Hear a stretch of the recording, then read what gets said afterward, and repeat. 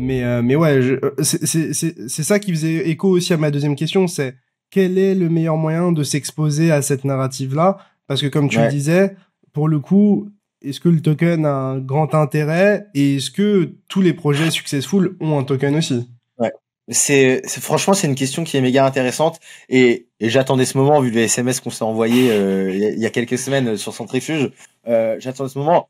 Aujourd'hui, le token de Centrifuge, il est pas très utile parce que t'as pas besoin de beaucoup de décentralisation dans la gouvernance du protocole, tu vois. Donc c'est et ça viendra peut-être après. Et en fait, il y a plein de protocoles qui se sont lancés où c'était un token qui était un peu vide de sens et qui a trouvé son sens plus tard. Donc why not? Tu vois, je veux bien entendre que demain, pour profiter de cette hype-là, il y a un game qui n'est pas le mien, mais qui est plutôt un game de trader, où tu peux te dire, bah, je vais voir les protocoles sur lesquels il y a un bout de hype, les protocoles sur lesquels il y a des sous-jacents intéressants, et j'y reviens juste après.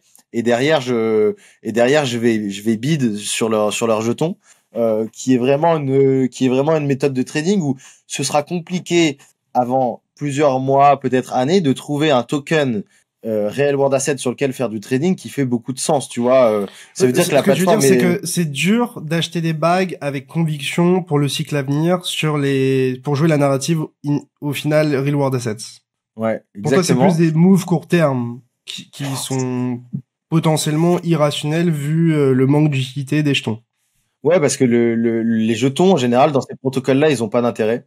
Et pour le faire assez simple, aujourd'hui, le meilleur moyen de se placer sur ces projets-là, c'est vraiment de se placer sur leur offre de valeur qui est au cœur, et c'est-à-dire d'aller acheter les biens tokenisés, Utiliser donc le que ce produit, soit quoi. l'or. Voilà, utiliser le produit. Je pense que le mieux, c'est vraiment d'aller utiliser le produit. Euh, c'est pas dégueu sur de l'immobilier d'aller chercher un 6% pour aller sécure des gains que tu as fait précédemment. C'est pas dégueu d'acheter de l'or. Et ça, je pense que il faut vraiment garder ça en tête.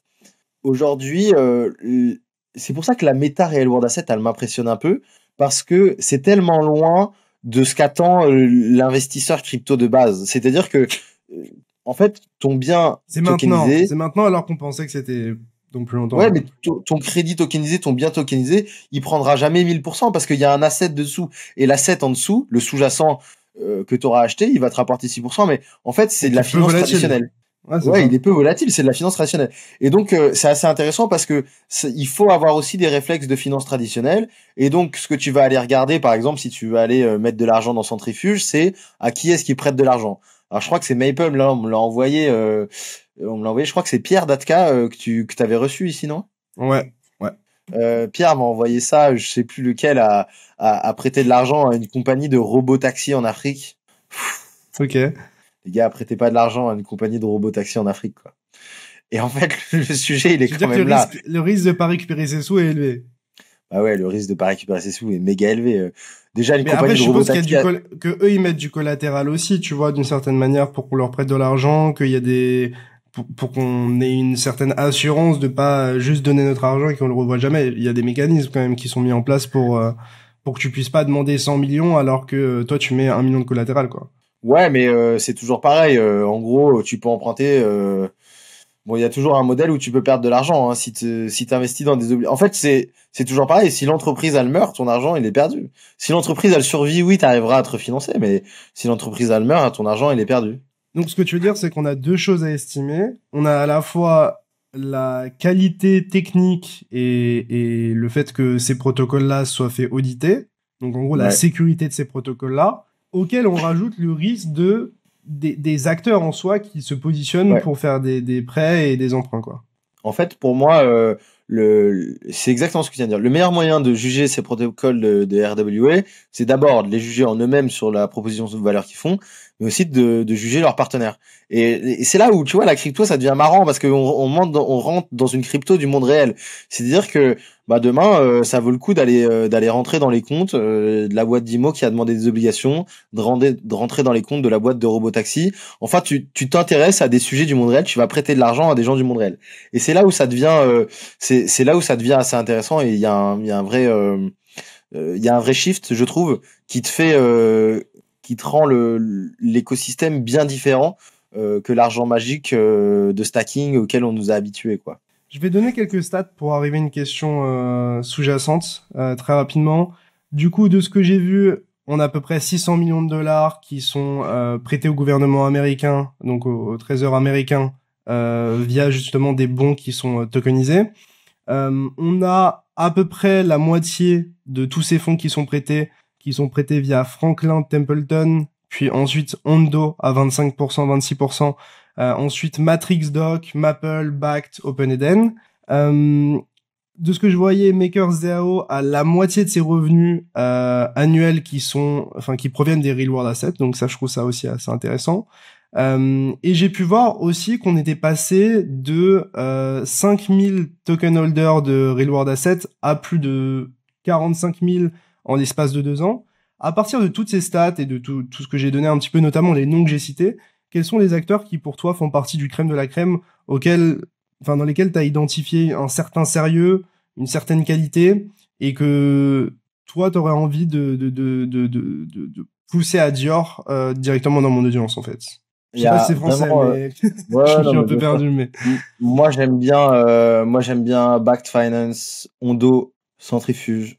C'est un petit groupe de boîtes qui sont en train de faire pas mal de bruit. Et sinon, je sais que c'est un peu conservateur et c'est un peu bizarre de dire ça comme ça, mais moi je suis beaucoup les boîtes comme Securitize aux US qui vont convaincre des grandes banques traditionnelles d'aller tokeniser leurs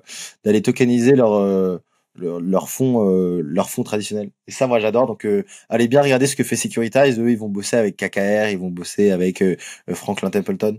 Et c'est vraiment, je pense qu'il faut suivre ces acteurs-là qui arrivent à convaincre des gens de la finance traditionnelle, qui vont gagner en efficacité. En tout cas, qu'ils ont un intérêt à aller chercher de l'argent on-chain. Et donc, plus il y aura d'offres sur la blockchain, plus il y aura de gars qui vont se dire, mais je vais aller investir aussi sur la blockchain. Donc ça, je trouve que c'est assez intéressant. Et moi, j'aime bien. Alors, j'ai été un gros supporter de Realty parce que Realty, je pense que sans Realty, j'ai pas la vie que j'ai aujourd'hui. Ils ont permis de repousser pas mal de. Ils sont pionniers, quoi. Ouais, voilà, ils ont repoussé pas mal de sujets techniques. Tu vois, c'est comme EcoSafe à l'époque. C'est des boîtes qui ont permis de débroussailler. Et moi, aujourd'hui, ma concentration, elle est un peu différente. Moi, je suis un peu chauvin et je l'étais déjà. C'est marrant quand on faisait la crypto. Alors que tout le monde déteste les projets français de crypto et tout. Moi, je suis plutôt chauvin. J'aime bien investir dans des gars que je peux croiser dans la rue et à qui on peut aller discuter et tout. Et j'aime beaucoup les projets français. Moi, je soutiens beaucoup les projets de tokenisation immobilière français. On est un pays qui aime l'immobilier. On connaît bien la finance. On connaît bien l'immobilier. On est une nation d'ingénieurs et la régulation aujourd'hui, on pense qu'on a craqué les sujets. On a vraiment, vous vous rendez pas compte, mais en back-end ce qui se passe et c'est bien au-dessus de moi, mais on a des boîtes de fous furieux qui sont en train d'arriver sur des sujets de tokenisation, pas forcément immobilière, mais de tokenisation d'assets.